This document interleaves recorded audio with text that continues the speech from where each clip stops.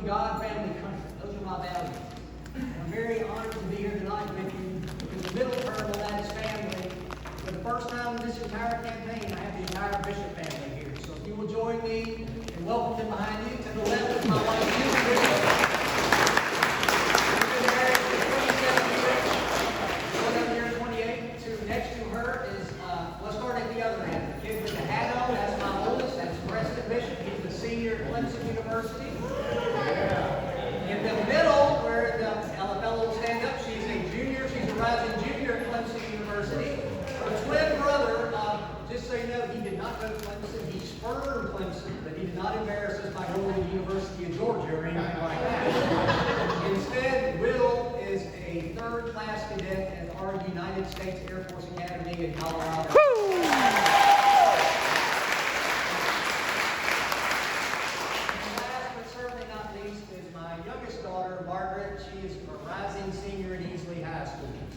It's important to know the bishops because that's who I am. I'm God, family, country.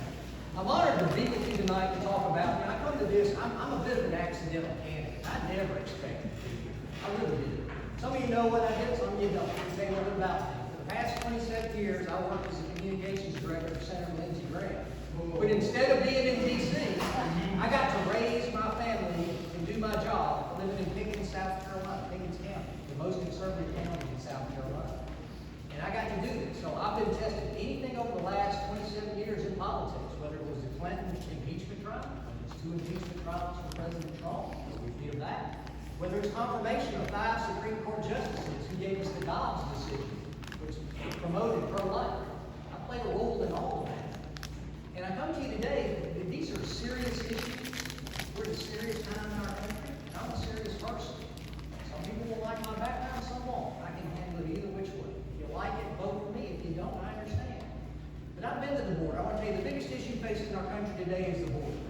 I've been to the border 3 times since Joe Biden's been president. I went to Nogales, Arizona. I've been to Yuma, Arizona. I've been to Eagle Pass, Texas. I've seen the situation firsthand. But let me tell you, folks, it's a lot worse than what you see on TV. President Trump is going to come into office. He's going to win, and he's going to need people who can help him on day one. Because one thing they don't talk about is when President Trump wins, and he's going to win, he's going to be term limited. Clock starts ticking on day one. He's got 4 short years to really do everything to turn this country around, undo everything Biden has done wrong, and put us on a better path. Do we really have time to send a new congressman? It takes 3 or 4 years to learn on the job. If so, his term's over. We got to start saving America on day one. And I have the background and experience to help him do that. I've seen these issues. I know everything going on with asylum. I'll help secure the border. We'll end asylum abuse. We'll begin deporting the illegals Joe Biden invited in. On the pro-life issue, President Trump and I will have a small disagreement. President Trump is not going to take up a 15-week bill. And what that is so you know, South Carolina has a 6-week bill. Today, there are states out there like California, they're allowing abortion at 32, 34 weeks. 15-week bill would set a national minimum standard across this country. Frankly, would put the United States in line with 47 out of 52 European nations who stopped abortion at the 15-week mark. President Trump won't sign it into law, but I'll get to work on it. And last but not least, the last thing I want to talk to you about is Israel. I will stand with Israel without apology. Today, tomorrow, always.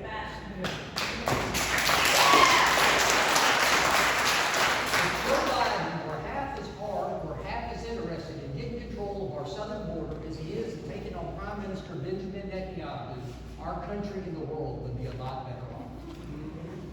I will stand with Israel. I've been to Israel. I've actually visited one of the kibbutzes years ago. I didn't realize it at the time. But I visited one of the kibbutzes right on the border.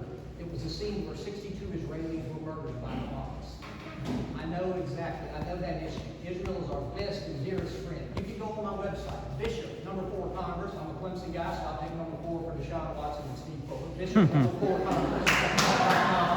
You got to go with that. They said we're going to be orange too, so I'm a Clemson guy. But you can read it. I wrote a long 4-page paper on how we will stand with Israel, whether it's iron or zone, whether we will fight the memorandum of understanding, whether we will. Israel does so much for the United States. They actually are a proving ground for American military technology, something that most people don't know. So I will stand without Israel. I will stand with Israel without apology. Last thing I just want to talk to you about is spending. We do have to get a handle on spending. I favor a balanced budget amendment to the Constitution, but I'm also going to be straight up with you. President Trump did a lot of good this first term. He did many great accomplishments, but spending was not one of his better issues. He's got to do better in the next term. I hope he will. If he will, I'll stand with him every step of the way.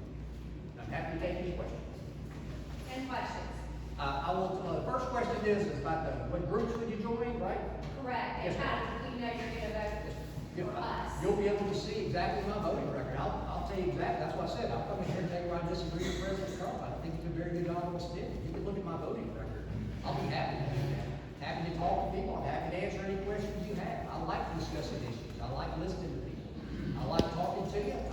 Some people talked about doing town halls. I will just tell you from my own experience right now, I'm not so sure if I were a prominent member of Congress, I would do a town hall for this reason. I think it would be taken over by Palestinian protesters if they would use it as a chance to get publicity for their cause. If you were a top-ranking Republican, I would strongly discourage you from doing that. As for joining the caucus, I'll tell you this. I like some of the Freedom Caucus. I don't like some of the Freedom Caucus. I'm not sure if you looked about a week ago or 10 days ago, we had a vote in the U.S. House of Representatives to provide aid to Israel. The chairman of the Freedom Caucus voted against it. Congressman Ralph Norman voted against it. Congressman Chip Roy voted against it. Many members of the Freedom Caucus voted against aid to Israel. I would not have been part of that. Not been part of that at all. So the Freedom Caucus does some good things. They also do some things which I really don't have any interest in doing, because I think it weakens America overall. Okay, thank you. And finally, what agencies, institutes, or regulations would you like to see dissolved? I have a completely different way of looking at this issue, and I'm going to tell you why. We need to stop thinking of it as getting rid of agencies in a more fundamental change in the United States. Let me explain this.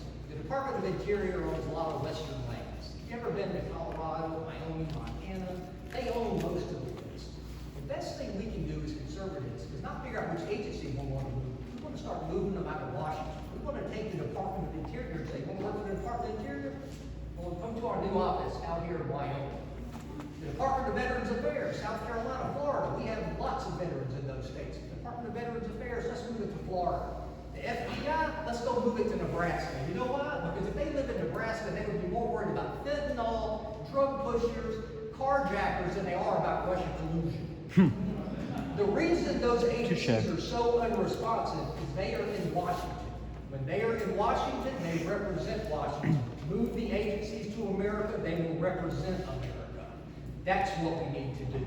A more fundamental change to the government.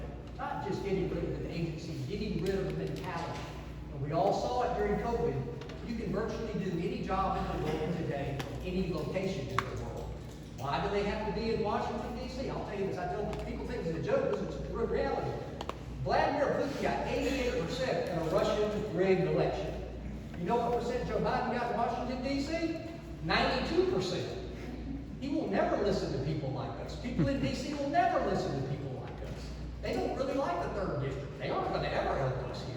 They have no interest in helping people who live in places like Easley and Pickens County.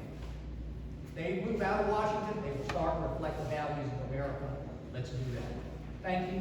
God bless.